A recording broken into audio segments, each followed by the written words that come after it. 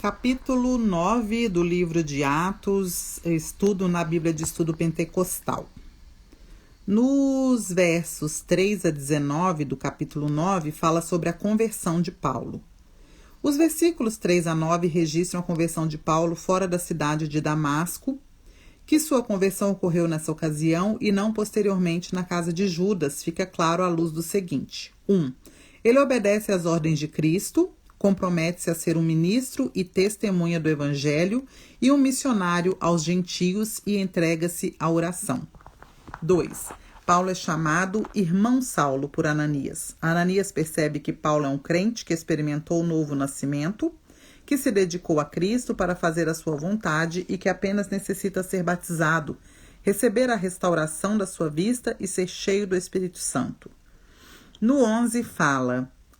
E disse-lhe o Senhor, levanta-te e vai à rua chamada direita e pergunta em casa de Judas por um homem de Tarso chamado Saulo, pois eis que ele está orando. Após conhecer Jesus e aceitá-lo como Senhor e Messias, Paulo ora e jejua pedindo orientação em atitude de profunda dedicação a Deus. A fé salvadora e o novo nascimento a que ela conduz sempre levarão o crente a buscar comunhão com seu Senhor e Salvador, que ele acaba de aceitar. Amém. No 13 fala, e respondeu Ananias, Senhor, de muitos ouvi acerca deste homem. Quantos males tem feito aos teus santos em Jerusalém? Os crentes do Novo Testamento são chamados santos. A ideia básica do termo santo é separação do pecado e para Deus. Os santos, noutras palavras, são os separados para Deus ou os santificados em Deus. Isso significa ser guiado e santificado pelo Espírito Santo, largar o mundo a fim de seguir a Jesus. Mesmo assim, o termo santo não significa que o crente seja perfeito ou incapaz de pecar. 2. O Novo Testamento em nenhum lugar chama o crente de pecador salvo, portanto, este costume não é bíblico.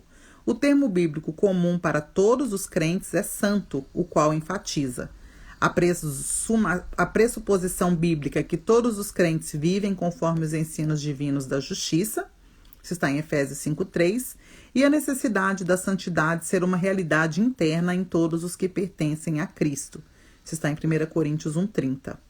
No 16, Deus fala com Moisés, né? Jesus fala com Ananias. E eu lhe mostrarei quanto deve padecer pelo meu nome. A conversão de Paulo inclui não somente uma ordem para pregar o Evangelho, mas também uma chamada para sofrer por amor a Cristo. Paulo foi informado desde o início que ele sofreria muito pela causa de Cristo. No reino de Cristo, sofrer por amor a ele é um sinal do mais alto favor de Deus e o meio de ter um ministério frutífero. Resulta em recompensas abundantes no céu. A morte precisa atuar no crente para que a vida de Deus flua dele para os outros. Para outros textos sobre os sofrimentos de Paulo, tem aí no Atos 20 e 23, 2 Coríntios 4... 2 Coríntios 6, tem vários textos ainda na Bíblia que mostram, né, o sofrimento de Paulo. No 17 diz assim, e Ananias foi e entrou na casa, impondo-lhe as mãos, disse, irmão Saulo, o Senhor Jesus, que te apareceu no caminho por onde vinhas, me enviou para que tornes a ver e sejas cheio do Espírito Santo. 3 dias depois da sua conversão, Paulo recebeu a plenitude do Espírito Santo. A experiência de Paulo forma um paralelo com a dos discípulos no dia de Pentecoste. Primeiro, a sua experiência do novo nascimento, a salvação, depois ser cheio do Espírito Santo. Embora Lucas não diga especificamente que Paulo falou em línguas quando recebeu o dom do Espírito Santo, é justo admitir que ele o fez. O padrão do Novo Testamento mostra que a pessoa que recebe a plenitude do Espírito Santo começa a falar noutras línguas. Isso está em Atos 2:4, 10:45 e 46, Atos 19:6 e Atos 11:15. O próprio Paulo testifica que frequentemente falava em línguas. Dou graças ao meu Deus porque falo mais línguas do que vós todos. 1 Coríntios 14:18. No 18 fala que ele foi batizado, né? E logo lhe caíram dos olhos como que umas escamas e recuperou a vista e levantando-se foi batizado. O interesse primacial de Lucas aqui é o próprio batismo no Espírito Santo e não primeiramente o fato de ele falar em línguas no batismo. Quem busca a plenitude do Espírito deve concentrar-se no próprio Espírito Santo e não numa manifestação externa. Por outro lado, todos os crentes que desejam a plenitude do Espírito Santo devem aguardar as manifestações espirituais desta bênção. Amém. O Senhor sempre confirma, né, o batismo no Espírito Santo. No 31 fala: assim, pois, as igrejas em toda a Judéia, Galiléia e Samaria tinham paz e eram edificadas, e se multiplicavam andando no temor do Senhor e na consolação do Espírito Santo.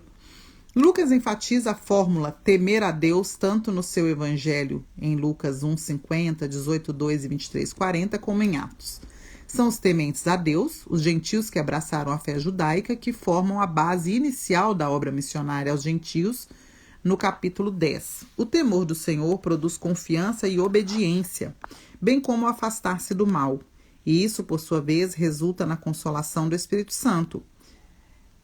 No 36, fala sobre Dorcas, né, cheia de boas obras. Que é a Tabita, né?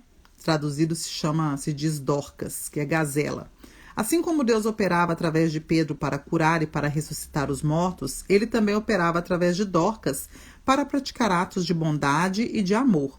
Os atos de amor para ajudar os necessitados são tanto uma manifestação do Espírito Santo, quanto são os milagres, os sinais e os prodígios. Paulo enfatizou essa verdade em 1 Coríntios 13 e também está em 1 Pedro 4, 10 e 11. Amém, aleluias. Que sejamos, né, cheios do Espírito Santo e que o Senhor nos use no dom que Ele nos deu, ou nos dons que Ele nos deu. O dom maior é o dom do Espírito Santo e o restante Ele nos usa como Ele quiser. Nós somos vasos para a honra do Senhor. Aleluias, amém.